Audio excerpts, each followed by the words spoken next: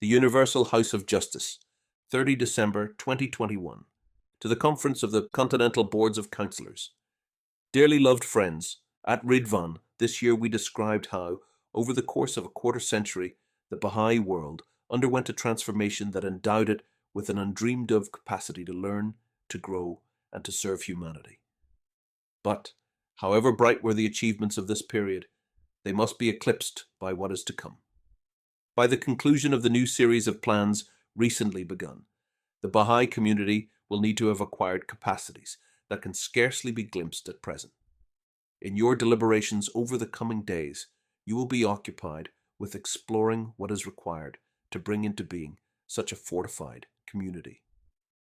Baha'u'llah states that the purpose for which mortal men have, from utter nothingness, stepped into the realm of being, is that they may work for the betterment of the world and live together in concord and harmony. He has revealed teachings that make this possible. Building a society that consciously pursues this collective purpose is the work of not only this generation, but of many generations to come. And Baha'u'llah's followers welcome all who labor alongside them in this undertaking. It means learning how to raise up vibrant, outward-looking communities.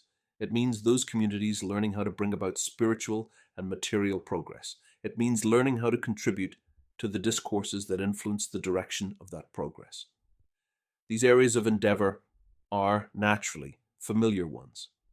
Seen from one perspective, they are quite distinct, each having its own characteristics and imperatives.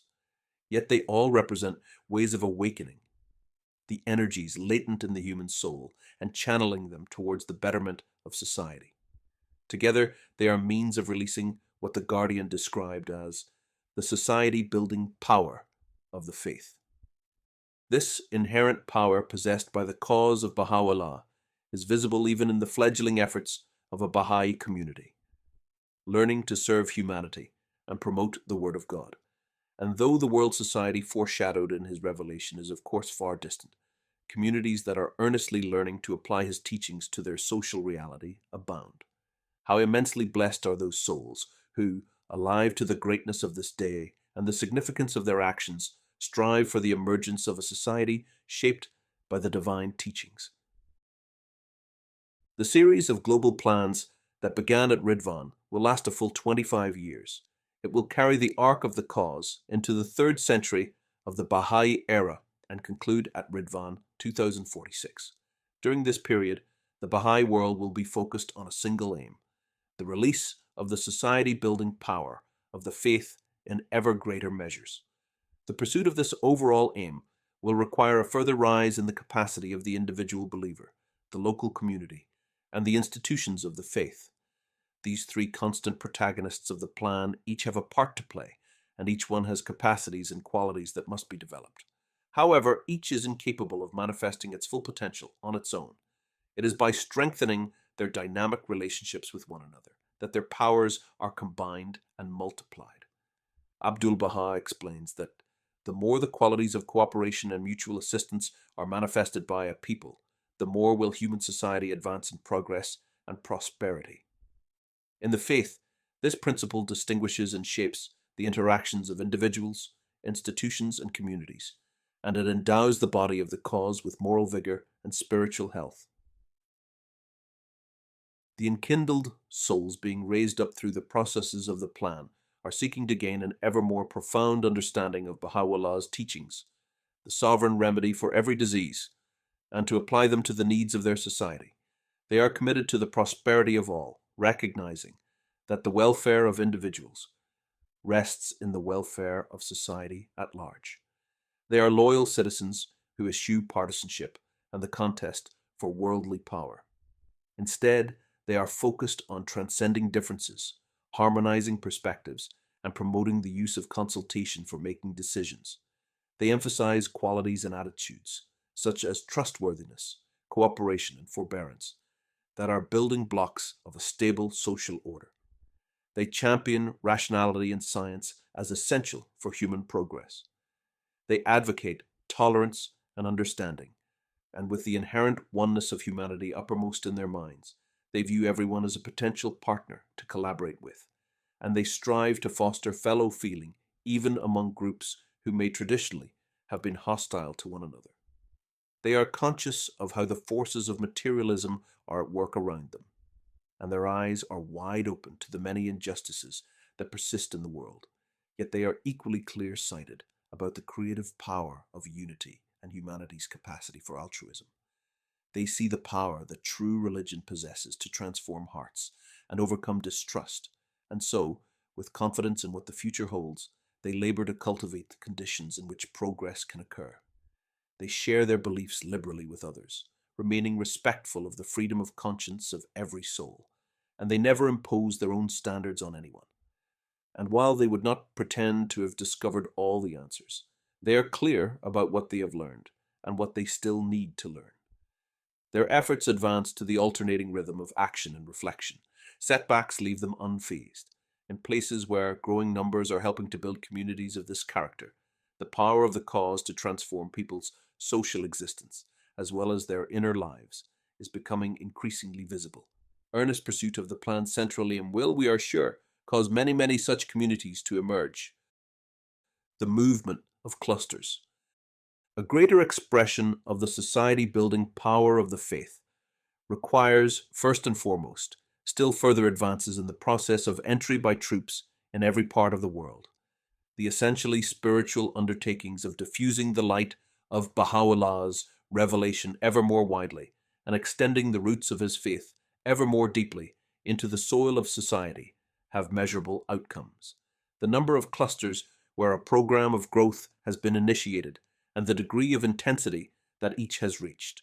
The means now exist for a swift advance in relation to both measures. The goal that the community of the greatest name must aspire to fulfill during the current series of global plans is to establish intensive programs of growth in all the clusters in the world.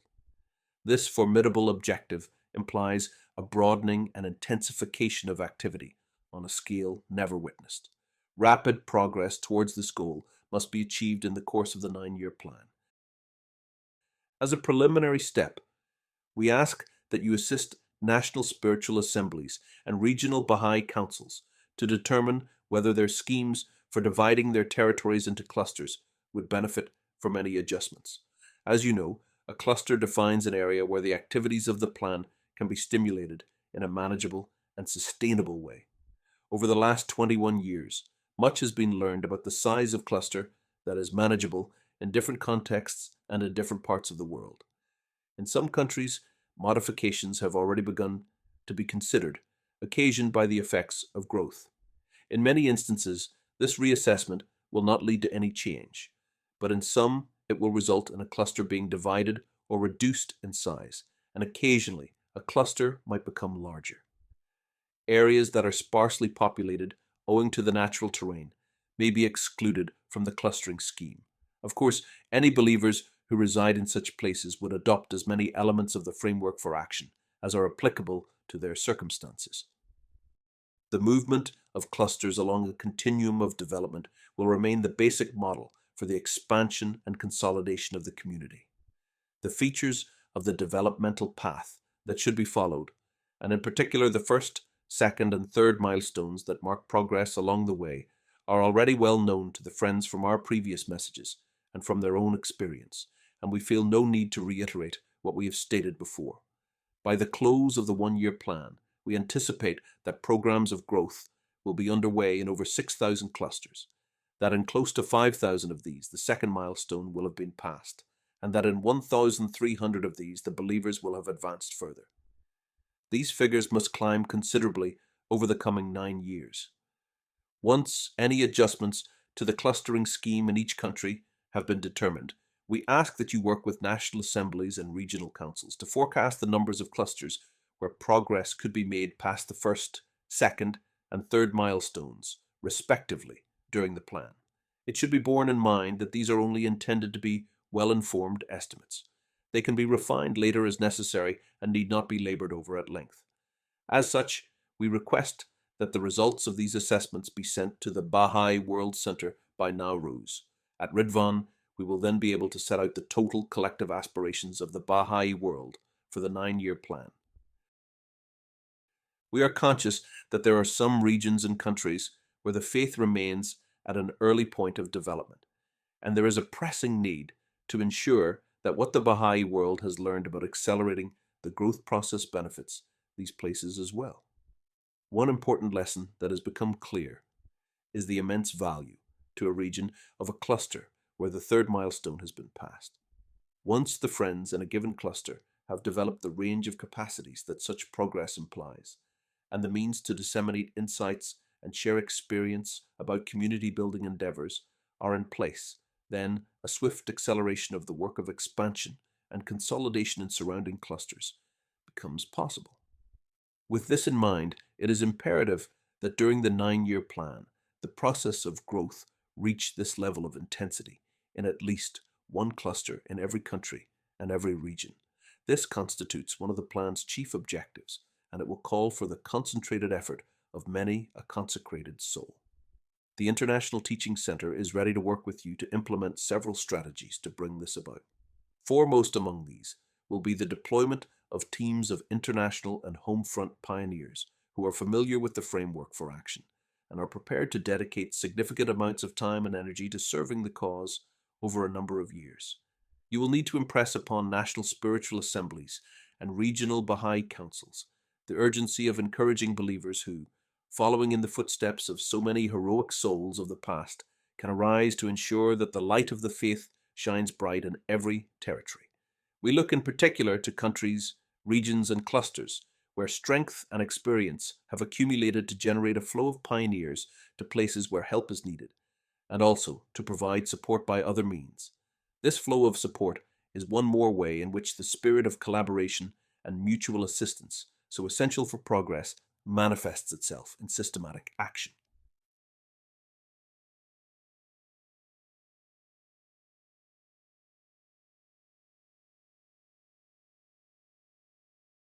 The accomplishments of the previous series of plans, particularly the last 5-year plan, could not have occurred without a tremendous advance in the teaching work.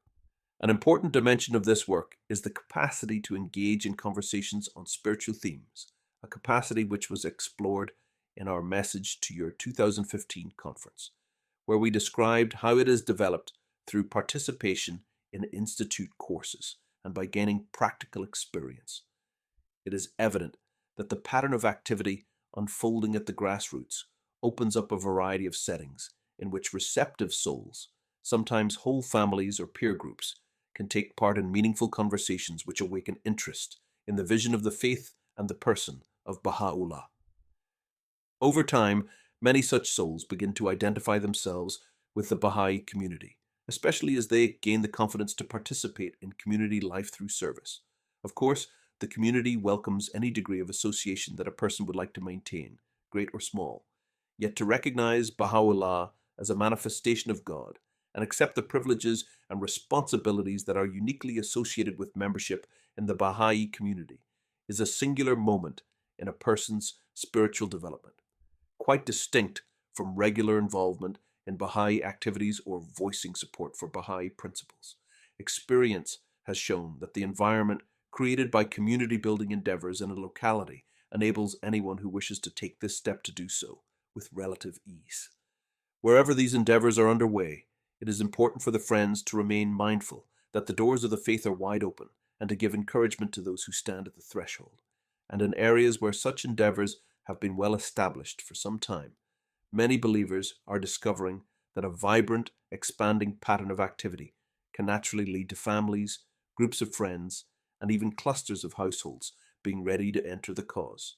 For in spaces where the possibility of joining the community can be discussed openly and inclusively among those who share a sense of collective identity, souls can more easily feel emboldened to take this step together. Baha'i institutions, especially local spiritual assemblies, must adopt a mindset that allows for such developments and ensure that any obstacles are removed. We ask you and your auxiliaries to help the believers, wherever they reside, reflect periodically on effective ways of teaching the faith in their surroundings, and to fan within their hearts a passion for teaching that will attract the confirmations of the divine kingdom. Souls who have been given the blessing of faith have a natural wish to share this gift through conversations with relatives, friends, classmates, co-workers, and those previously unmet, seeking in every place and at every moment a hearing ear. Different settings and circumstances lend themselves to different approaches, and the friends should be occupied in an ongoing process of learning about what is most effective in the place where they are. Learning from the most advanced clusters.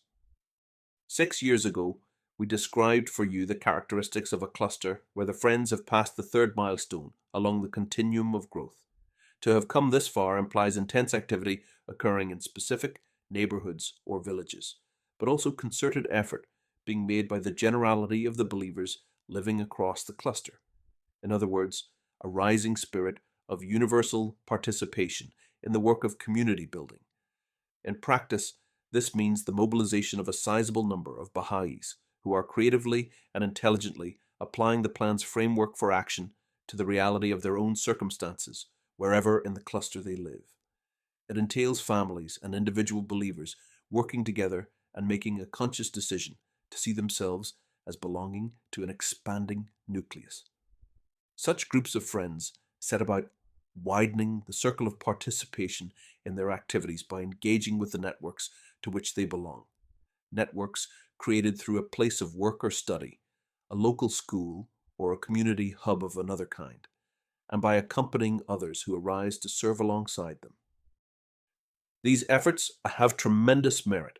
Even when a cluster contains a number of flourishing centers of intense activity, efforts being made across the rest of the cluster might still represent a large proportion of all the activity that is occurring.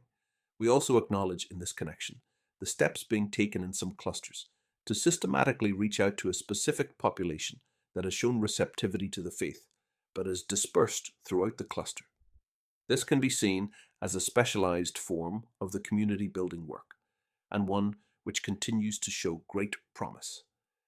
As participation in the work of the plan in all its forms increases, many opportunities emerge for the friends to learn from each other's experience and to kindle within one another the joy of teaching.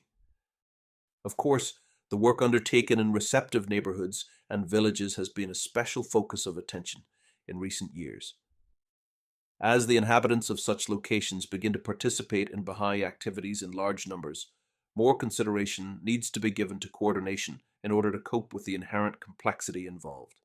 Within each center of intense activity, collaborative arrangements emerge among groups of families who organize community building activities among themselves with a view to widening the embrace of such activities to many nearby households. An informal network of friends provides encouragement and support to the endeavors underway. The character of daily life in such places is adapting to the rise of a culture in which worship and service are cherished activities involving many people at once. Uplifting, well-prepared community gatherings, extending in some cases to camps and festivals, occur with increasing frequency, and music and song feature prominently on such occasions. Indeed, the arts as a whole, so integral a part of the development of a community from the start, stand out in such settings as an important means of generating joy, strengthening bonds of unity, disseminating knowledge, and consolidating understanding, as well as of acquainting those in the wider society with the principles of the cause. And naturally, there remains a strong focus on being outward-looking, finding ways to continually share the fruits of a thriving pattern of action with souls who are as yet unfamiliar with the faith.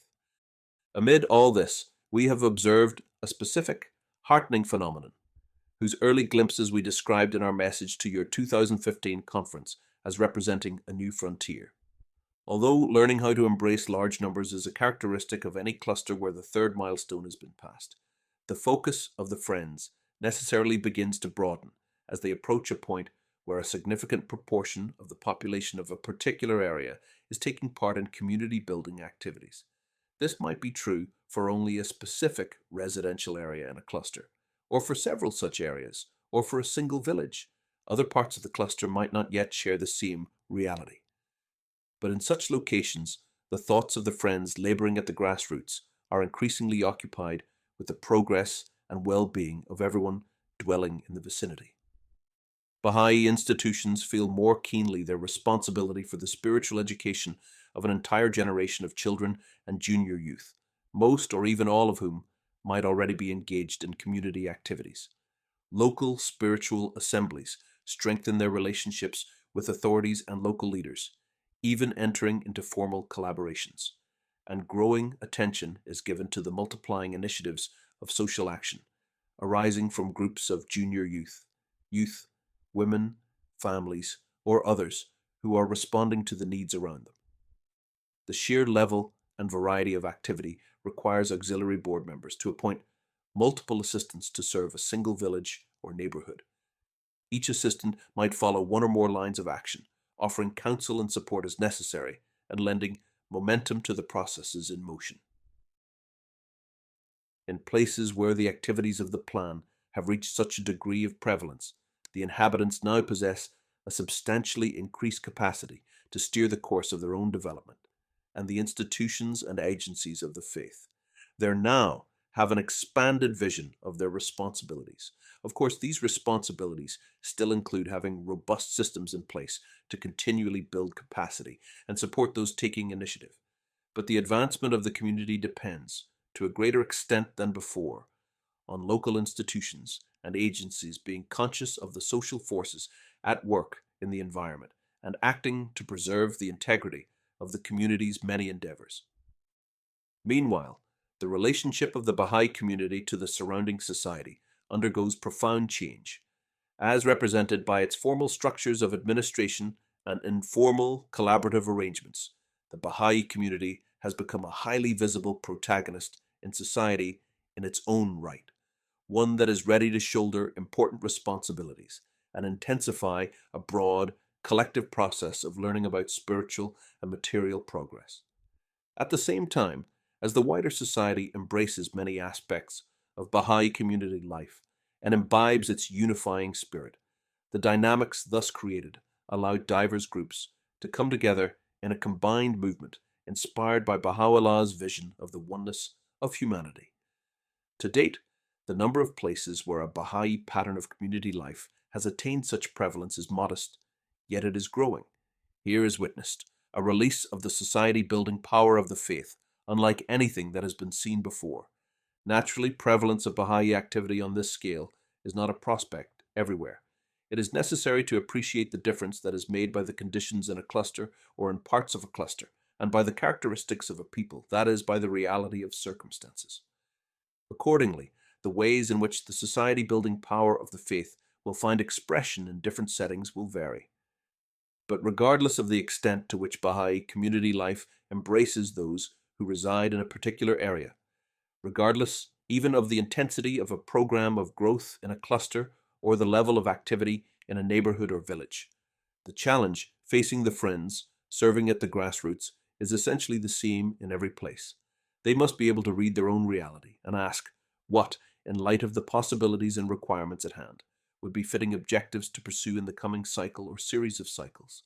You and your auxiliaries are ideally placed to put this question and to ensure that appropriate strategies are identified. Much can be learned from the experience of the friends in similar clusters. For a community that is a step further along the same path can provide valuable insights about the goal to strive for next. As the friends ponder what is before them, they will readily see that for every community there is a goal in reach, and for every goal a path to reach it. Looking ahead on this path, might we not perceive Baha'u'llah himself, the reins of humanity's affairs in one hand, his other beckoning all to hasten, contributing to social transformation? The revelation of Baha'u'llah is concerned with the transformation of both humanity's inner life and social environment. A letter written on behalf of Shoghi Effendi describes how the social environment provides the atmosphere in which souls can grow spiritually and reflect in full the light of God, shining through the revelation. A clear sign that the society-building power of the cause is being released in a cluster is that efforts are being made by a growing band of its inhabitants, inspired by the teachings of the faith, to help improve the spiritual character and social conditions of the wider community to which they belong. The contribution made by Baha'is is distinguished by its focus on building capacity for service. It is an approach founded on faith in the ability of a population to become the protagonists of their own development. As the intensity of community building work in a cluster increases, the friends there inevitably become more conscious of social, economic, or cultural barriers that are impeding people's spiritual and material progress. Children and junior youth lacking support in their education, pressures on girls resulting from traditional customs related to early marriage, families needing help with navigating unfamiliar systems of healthcare, a village struggling for want of some basic necessity, or long standing prejudices arising from a legacy of hostility between different groups. When a Baha'i community's efforts in the field of expansion and consolidation bring it into contact with these situations and many others, it will be drawn to respond to such realities as its circumstances permit. In reflecting on such situations, it becomes evident that within clusters, expansion and consolidation, social action, and contributing to prevalent discourses are dimensions of a single, unified, outward looking endeavor carried out at the grassroots of society. All these efforts are pursued according to a common framework for action, and this, above all else, brings coherence to the overall pattern of activity. The initial stirrings of grassroots social action begin to be seen in a cluster as the availability of human resources increases and capacity for a wider range of tasks develops. Villages have proven to be notably fertile ground from which social action initiatives have emerged and been sustained. But in urban settings too, friends living there have succeeded in carrying out activities and projects suited to the social environment, at times by working with local schools, agencies of civil society, or even government bodies. Social action is being undertaken in a number of important fields, including the environment, agriculture, health, the arts, and particularly education. Over the course of the 9 year plan, and especially as the study of specific institute courses stimulates greater activity in this area, we expect to see a proliferation of formal and informal efforts to promote the social and economic development of a people. Some of these community-based initiatives will require basic administrative structures to sustain their work. Where conditions are propitious, local spiritual assemblies will need to be encouraged to learn how best to cultivate new fledgling initiatives and to foster efforts that show promise. In some cases, the needs associated with a particular field of endeavor will warrant the establishment of a Baha'i-inspired organization, and we anticipate the appearance of more such organizations during the coming plan. For their part, national spiritual assemblies will have to find ways in which they can stay well informed about what is being learned at the grassroots of their communities and analyze the experience being gained. In some places, this will call for the creation of an entity dedicated to following social action. Looking across the Baha'i world, we are delighted to see how much momentum has already been generated in this area of endeavor through the encouragement and support of the Baha'i International Development Organization. Closely connected with the capacity for engaging in social action is a capacity for contributing to the discourses of society. At heart, this is simply a capacity for participating in a conversation about a matter that affects people's lives and offering a perspective grounded in Baha'i principles and Baha'i experience.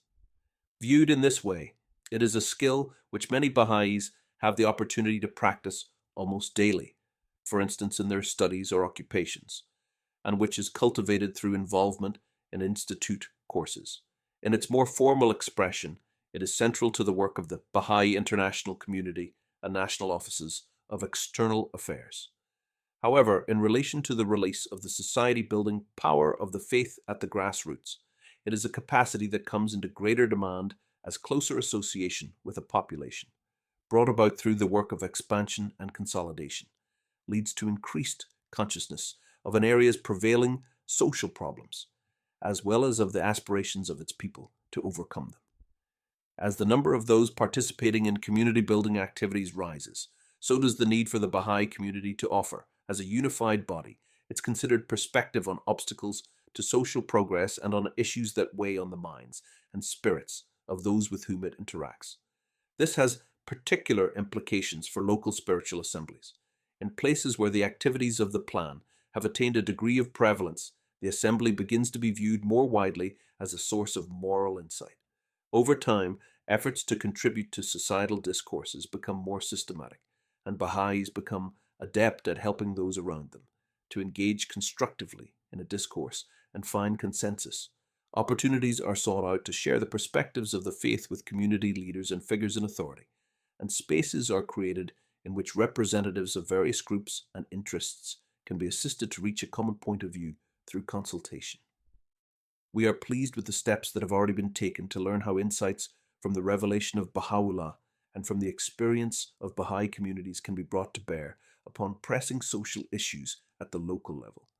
Much more is sure to be learned in this regard during the 9-year plan. We wish to stress that historically and now, social action and efforts to participate in the prevalent discourses of society have emerged not only in the context of growth, but also as a result of individual Baha'is striving to contribute to society's progress in ways available to them. As a personal response to Baha'u'llah's summons to work for the betterment of the world, believers have variously chosen to adopt certain vocations and have sought out opportunities to support the activities of like-minded groups and organizations. Projects, both large and small, have been started in order to respond to a range of social issues. Numerous Baha'i-inspired organizations have been established by groups of individuals to work for many different objectives, and specialist entities have been founded to give attention to a particular discourse. All of these efforts, at whatever scale they have been undertaken, have benefited from being able to draw on the principles and insights guiding the activities occurring at the grassroots of the worldwide Baha'i community, and they have also benefited from the wise counsels of local and national spiritual assemblies. We rejoice to see these diverse, harmonious expressions of faith by the devoted followers of the Blessed Beauty in response to the tribulations of a perplexed and sorely agitated world. Educational endeavors in the Training Institute. The importance of education to a Baha'i conception of spiritual and social transformation can hardly be overestimated. Consider, Baha'u'llah states, the revelation of the light of the name of God, the educator. Behold, how in all things the evidences of such a revelation are manifest, how the betterment of all beings dependeth upon it. The significance of education in the work of community building is unmistakable, and in the field of social action, the provision of education remains the signature contribution of Baha'is in most parts of the world. Preeminent among the structures and agencies created by the Baha'i world to offer education is, of course, the Training Institute. Indeed, the network of national and regional training institutes operating with such proficiency around the globe is among the choicest fruits of the previous series of global plans. Building capacity for service within communities by enabling ever-increasing numbers of individuals to benefit from the institute process will continue to be a central feature of the plans in the present series. The capacity for community development that has already emerged, represented by hundreds of thousands of individuals who are able to serve as tutors, animators, or children's class teachers, is a resource of historic consequence. When we first introduced the concept of the Training Institute, it was in the context of the need to raise up human resources to take on the tasks of expansion and consolidation. At this juncture, when a new series of plans has just begun, we invite you to take a more expansive view. Increasingly, participation in institute courses is preparing the Friends of God for an ever deeper engagement in the life of the wider community. It is endowing them with the knowledge, insights, and skills that enable them to contribute not only to the process of developing their own community, but to the progress of society. In short, the Institute is a potent means for the society-building power of the faith to find release. Although the task of developing curricular materials to support this purpose is a long-term undertaking, existing materials already aim to build capacity for a broad range of initiatives.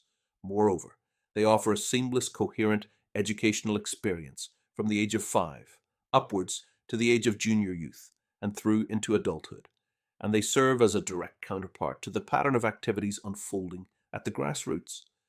In relation to this, we have been pleased to see the rich insights that the Friends in different parts of the world, in a variety of social and cultural contexts, are generating about aspects of community development. If these insights, and those still to emerge, are to benefit Baha'i communities more widely, systems for the preparation and refinement of educational materials will need to be extended.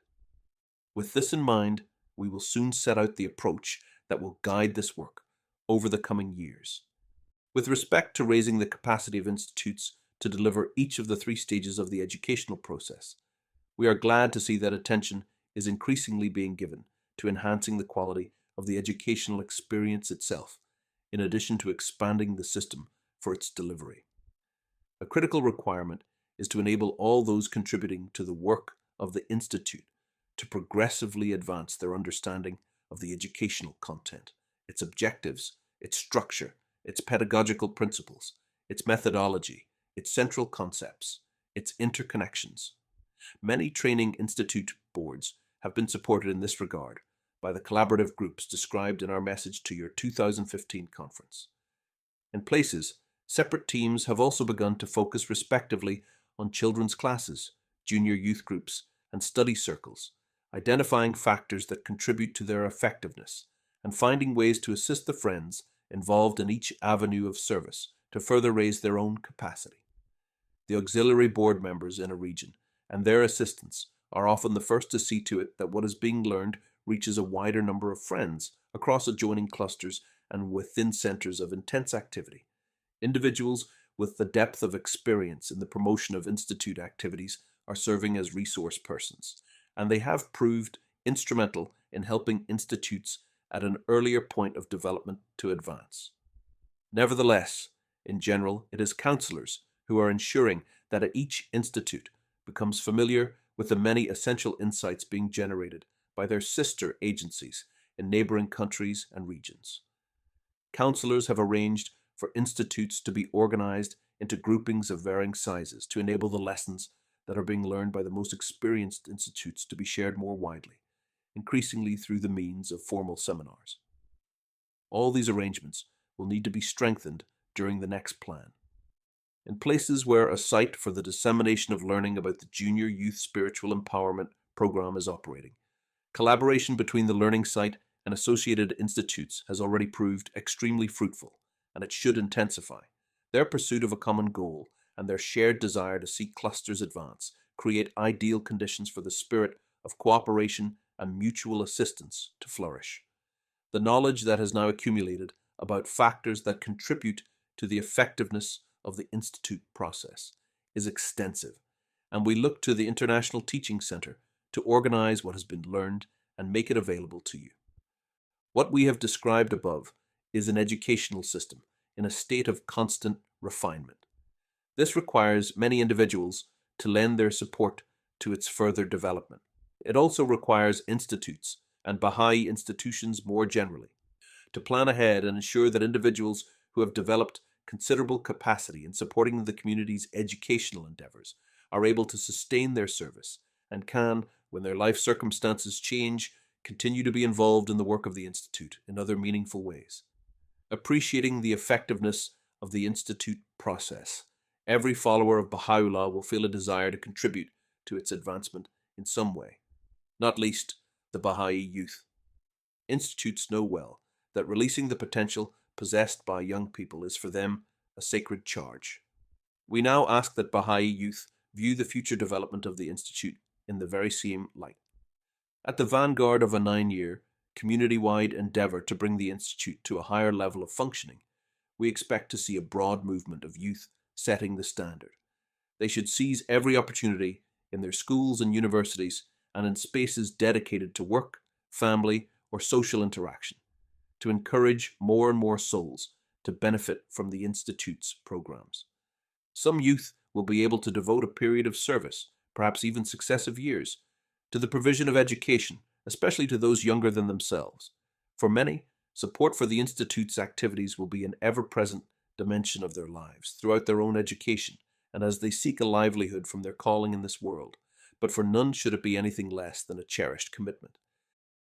In many parts of the world, a natural outcome of the participation of individuals and families in the Institute process has been an increased consciousness of the importance of education in all its forms. Friends serving as children's class teachers take a keen interest in the broad educational development of those they teach, while friends serving as tutors and animators, are naturally concerned with the extent to which those approaching or entering adulthood, girls and boys alike, can access and benefit from education of many kinds, not limited to the courses offered by the Institute itself. For instance, they can encourage young people to look towards apprenticeships or university studies. We have been struck by how, in many communities, engagement in the Institute process by large numbers has gradually reshaped this aspect of culture within a population.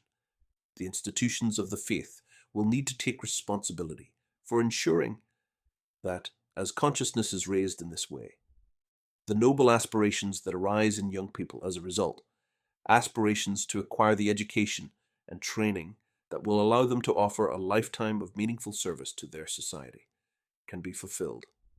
The long-term development of a community and ultimately of a nation from generation to generation depends to a large degree on the effort made to invest in those who will assume responsibility for collective social progress. This exploration of the centrality of education to a community founded on Baha'i principles would be incomplete without a further observation. Shoghi Effendi has laid great stress on the importance of striving, through constant endeavor, to obtain a more adequate understanding of the significance of Baha'u'llah's stupendous revelation. The Training Institute has no parallel as an instrument for the systematic exposure of limitless numbers of souls to the life-giving waters of the revelation and the inexhaustible meaning of the Word of God. But the Friends' efforts to increase their understanding of the faith and its teachings are, of course, not limited to participation in the Institute process. Indeed, one strong indicator of an institute's effectiveness is the thirst it cultivates within those who engage with its materials to continue to study the cause of Baha'u'llah, individually but also collectively, whether in formal spaces created by the institutions or in more informal settings. Beyond the study of the revelation itself, the implications that the teachings hold for countless fields of human endeavor are of great importance. A notable example of one form of education through which young believers are becoming better acquainted with a Baha'i perspective on issues relevant to the progress of humanity is participation in the seminars offered by the Institute for Studies in Global Prosperity. Given the vastness of the ocean of the revelation, it will be apparent that exploring its depths is a lifelong occupation of every soul who would tread the path of service. As the contribution being made by the faith to the progress of society in different parts of the world gains greater visibility, the Baha'i community will increasingly be called upon to explicate the principles it advocates and to demonstrate their applicability to the issues facing humanity. The more the intellectual life of a community blossoms and thrives, the greater its capacity to answer this call. It will be up to the followers of Baha'u'llah to provide, in the world of ideas, the intellectual rigor and clarity of thought to match their commitment to spiritual and material progress in the world of deeds. Raising capacity for administration at all levels. 80 years ago, a letter written on behalf of The Guardian described Baha'i administration as the first shaping of what in future will come to be the social life and laws of community living. Today, at the beginning of the second century of the formative age, the shape of Baha'i administration has developed considerably, and its continued development will be essential for the release of the society-building power of the faith. The administration of the faith at the grassroots is, of course, intimately connected with the development of local spiritual assemblies. These nascent houses of justice are described by Shoghi Effendi as the chief sinews of Baha'i society, as well as the ultimate foundation of its administrative structure, and it greatly emphasizes the importance of their formation. In 1995, we called for the reinstitution of the practice that required all local assemblies, including those being newly formed, to be elected on the first day of Ridvan rather than at any other time of year. This development was related to the fact that while believers from outside a locality could assist with the electoral process, the primary responsibility for electing any assembly and maintaining its operations rests with the Baha'is of that place. Much depends on their readiness for undertaking administrative activity. It has been seen in recent years how a sense of Baha'i identity can gradually gain strength in an area as a pattern of action grounded in the teachings becomes established among individuals and families living there. Thus, a community will often have attained a certain level of capacity in relation to community building endeavors by the time the formation of a local assembly becomes possible. As this point approaches, and it should not be unduly delayed, efforts have to be made to cultivate an appreciation for the formal aspects of community life associated with Baha'i administration. The local assembly that emerges in such a milieu is likely to be well aware of its responsibility to encourage and strengthen those activities which help to sustain a vibrant community.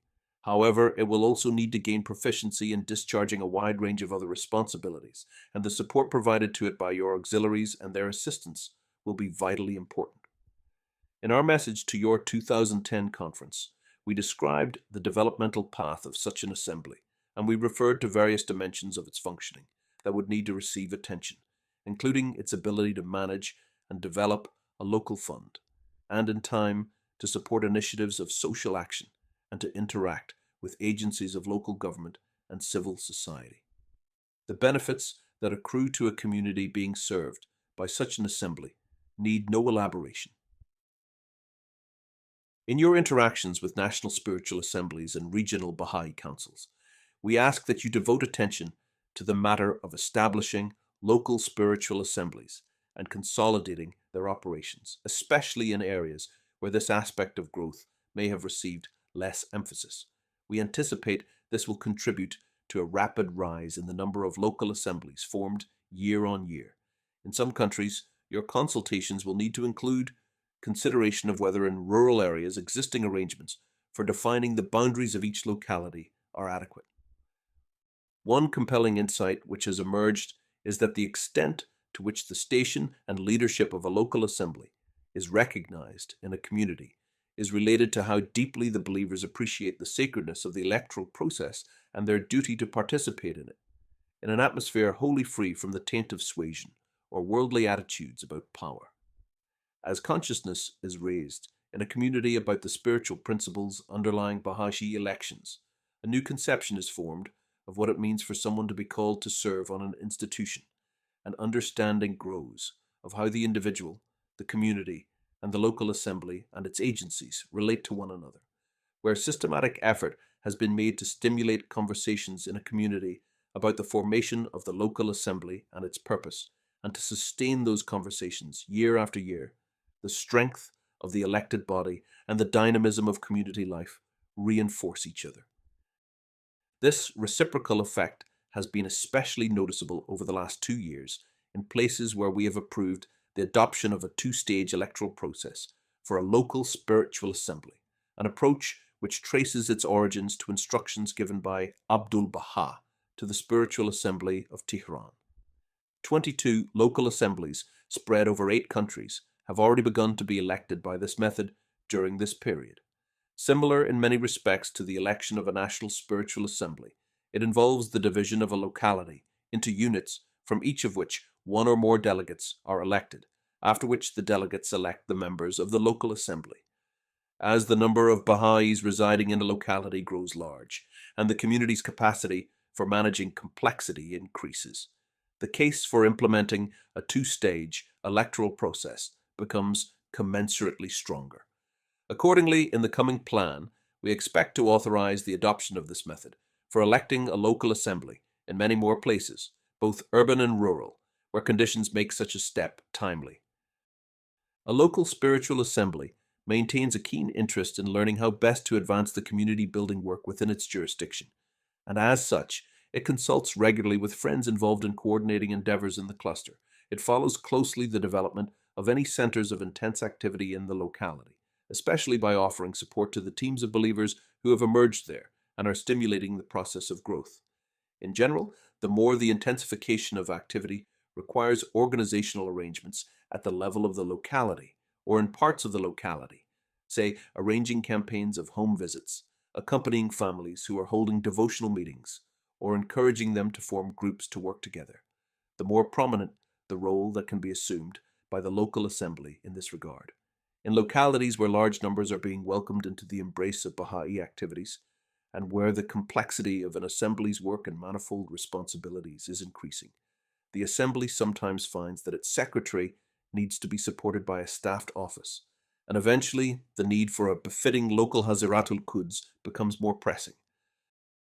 As local assemblies begin to take on a greater and greater share of responsibility for nurturing the development of the community, institutions at the regional and national levels must become more systematic in their efforts to support them. We have been pleased to see this need being addressed in methodical ways, for instance by national assemblies or regional councils convening periodic meetings with the secretaries and other officers of local assemblies to consult about the unfoldment of specific lines of action. Where a regional council has developed an enhanced capacity for administration, including an ability to provide appropriate kinds of support to many clusters at once, this has been conducive to the accelerated progress of the whole region. Our message to your 2015 conference indicated that in smaller countries where the establishment of regional councils is not required, a formal structure would need to emerge at the national level, which would be charged with helping clusters to advance.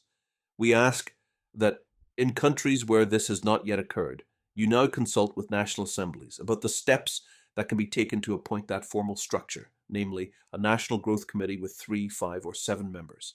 The National Assembly will need to give this agency the necessary latitude to foster the movement of clusters, drawing relevant insights from what has been learned about regional councils in this regard. Its responsibilities can include appointing area teaching committees and encouraging them in their plans, arranging for the deployment of Homefront pioneers, supporting teaching projects, and distributing core literature. The committee will benefit from being able to collaborate closely with the Training Institute, itself an agency of the National Assembly, and with the auxiliary board members serving the country, and it will also be able to communicate directly with the relevant councillor. While a National Assembly will naturally wish to maintain an ongoing familiarity with the work of the committee and provide it with guidance, support, and encouragement, creating an entity that is wholly occupied with promoting growth should enable an assembly to give greater attention to other important matters. In countries where councils have not been formed, but could be established eventually, a National Growth Committee should also be appointed at this time. As the spiritual energies released by earnest pursuit of the plan surge, they meet resistance from the countervailing forces that hold humanity back from attaining full maturity. In the face of such forces, the vitality of the various lines of action being followed at the local level needs to be preserved and fortified. This critical responsibility is of special relevance to the members of the 2 auxiliary boards, whose numerous demanding duties keep them closely connected to conditions at the grassroots and alert to anything that might affect the spirit of a community. Across different cultures and social environments, they must assist the Friends to face different kinds of challenges, to help previously antagonistic groups find unity through pursuit of a common goal, to learn to put aside inherited customs and attitudes that belong to humanity's period of adolescence, and to overcome prejudices of all kinds, to guard against any tendency to view matters with cynicism or an eye for faults, and instead sustain an eager and constructive outlook, to put the equality of women and men into practice, to cast off inertia and apathy through the exercise of individual initiative, to put one's supportive plans for collective action before feelings of personal preference, to harness the power of modern technologies without succumbing to their potentially enervating effects, to prize the sweetness of teaching the faith and the joy of serving humankind above worldly interests, to reject the opiate of consumerism, to turn away from materialist ideologies and the worldviews they aggressively promote, and fix one's gaze upon the bright beacon that is the laws and principles of God. These, and many more besides, constitute a formidable set of responsibilities for the company of the faithful, to fulfill as they navigate what are sure to be tumultuous years in the life of humanity. Your auxiliaries, who have so creditably acquitted themselves in advancing the process of entry by troops, must be equal to all such challenges whenever and wherever they arise. Through the power of their good example and the clarity of their good counsel, may they help the Friends to grow in faith, assurance, and commitment to a life of service, and accompany them as they build communities that are havens of peace, places where a harried and conflict-scarred humanity may find shelter. Over the last series of plans, the community's capacity to maintain focus on the faith's most pressing needs emerged as one of its most important strengths. However, this sense of focus has to accommodate many lines of action, all of which must advance without being in competition. This calls for an expanded vision, a nuanced understanding of coexisting imperatives, added flexibility, and heightened institutional collaboration. We are conscious that the faith's resources are finite, and individuals experience many demands on their time. But as the plan unfolds in a given place and the ranks of those who are willing to serve swell, the varied aspects of a rich and vibrant Baha'i community life will advance in step, and the society-building power of the faith shine forth. A historic mission. We hope to have impressed upon you in these pages that the present-day capacity of the Baha'i community, combined with the discipline it has achieved through adherence to a coherent framework for action, has prepared it for an extensive, rigorous test of all its resources, spiritual as well as material. The plan that will shortly commence, the first major undertaking in a sacred 25-year venture, generational in its scope and significance, will make demands of the individual believer, the community, and the institutions reminiscent of the demands that the Guardian made of the Baha'i world at the outset of the 10-year crusade. If, by the grace of Almighty God, the Friends should succeed in reaching the heights of heroism to which they are now summoned, history will assuredly pay tribute to their actions in terms no less glowing than those with which it honors the glorious deeds that decorate the annals of the first century of the formative age.